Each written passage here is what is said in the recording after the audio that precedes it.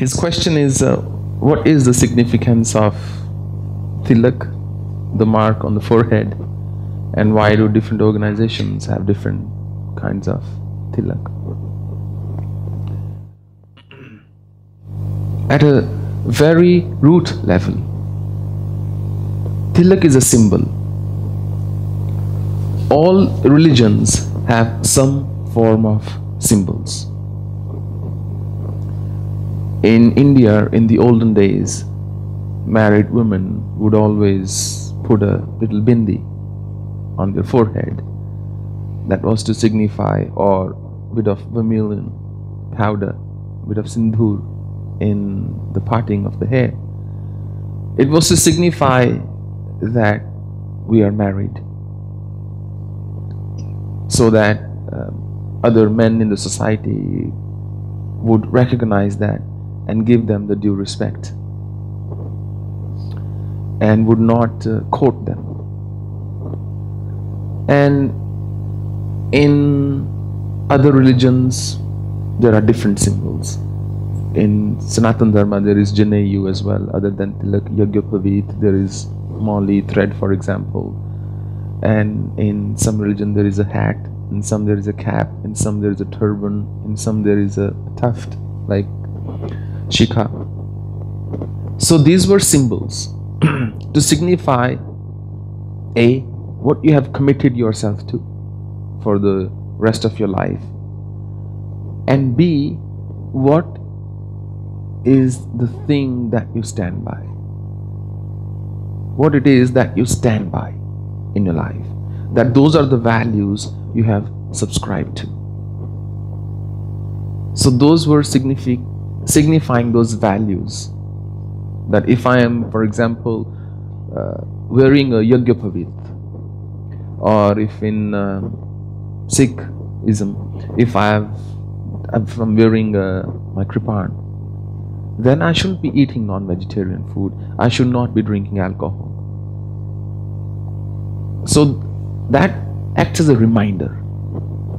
Naga Baba, my guru, always used to say that this is a speed breaker, this robe. He said, wearing this robe, you would not step into a cinema hall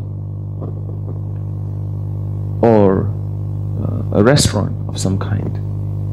Although I step into a restaurant just fine. But it's true. After a while, you automatically start feeling out of place. You feel, I don't belong there. And then you start to hang out more and more with your own community members, something Buddha called Sangha, the power of community. Even all the today's social media revolution or destruction, it's all fueled by a sense of community. Social media has given us infinite possibilities for having a very large community and still having that one-on-one interaction. And no matter how much we say we can be on our own, we love to be in a community. We need a community. So when you wear a tilak of certain kind, it signifies which community you belong to. If you see somebody with a Vaishnav tilak, you can easily go to them and say Hare Krishna. They won't look at you like, what are you talking about? Right? So different sects came up with different forms of tilaka.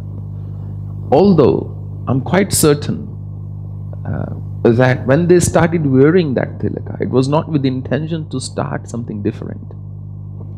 For example, I started wearing this tilaka to represent masculine and feminine principle, to represent Shiva and Shakti, Narayan and Goddess.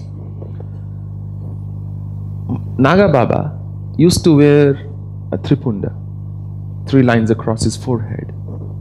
When I started wearing that in the beginning, I just thought it took too much time every morning to decorate your forehead. And then Baba used to wear many tilkas. There would be one here, then red, then yellow, then black, and so on. So he would sometimes have a whole line of tilka running.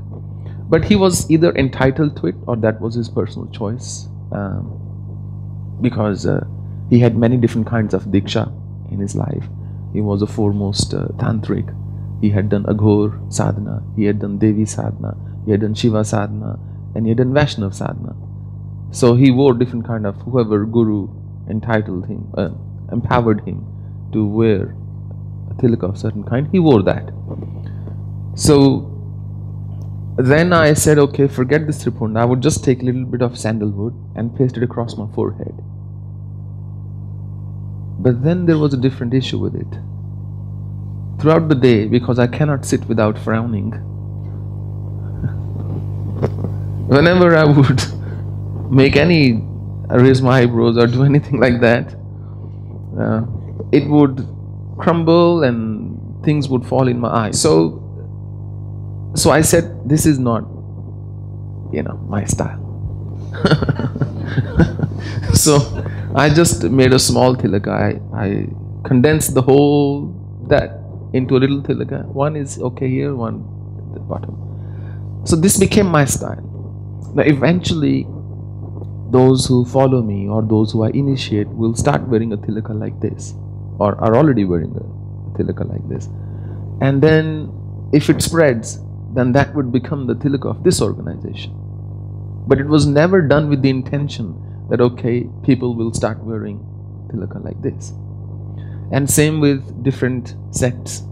They, with their mark on the forehead, they signify which community they belong to. Is that a satisfactory answer?